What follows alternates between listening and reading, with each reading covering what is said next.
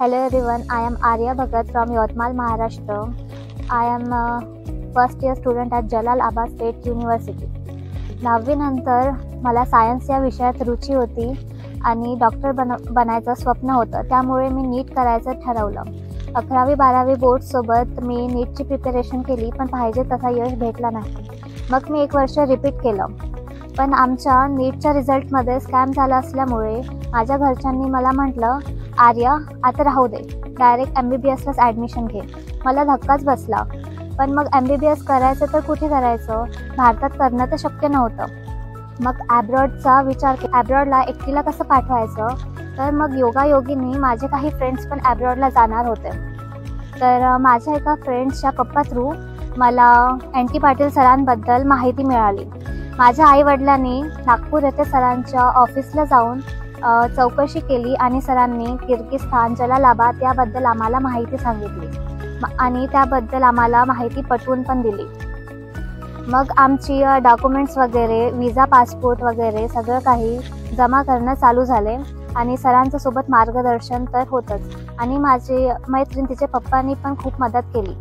मग नंतर 22 ऑक्टोबरला आमची फ्लाईट होती. आम्ही 20लाच यवतमाळवरून नागपूरसाठी निघालो आणि नागपूरवरून दिल्लीनी ट्रेनला गेलो.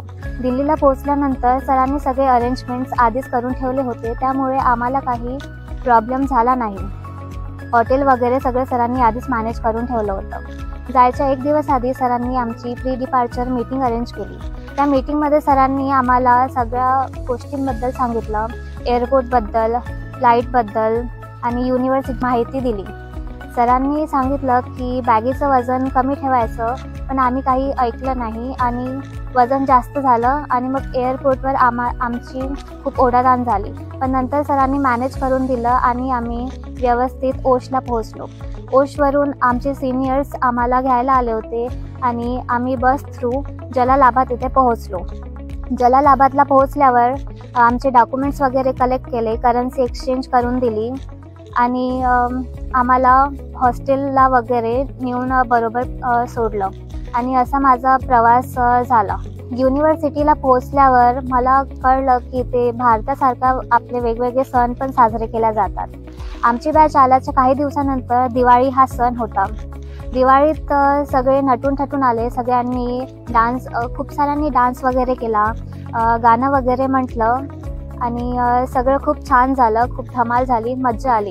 त्याच्या काही दिवसांनी आमची फ्रेशर्स अरेंज केली. फ्रेशर पार्टीमध्ये पण आम्ही खूप एन्जॉय केलं आणि असा माझा आत्तापर्यंतचा एक्सपिरियन्स युनिव्हर्सिटीमध्ये होता. त्याच्यासारखे तुम्हाला पण काही डाऊट्स असणार की हे प्रवास सुरक्षित राहणार की नाही, कन्सल्टन्सी फ्रॉड तर नाही राहणार, काही फ्रॉड तर नाही करणार आपल्यासोबत, तर अशा काही गोष्टींसाठी तुम्ही पाटील सरांचं ऑफिस नागपूरला इथे व्हिजिट करा आणि सरांबद्दल या गोष्टीबद्दल बोलून घ्या.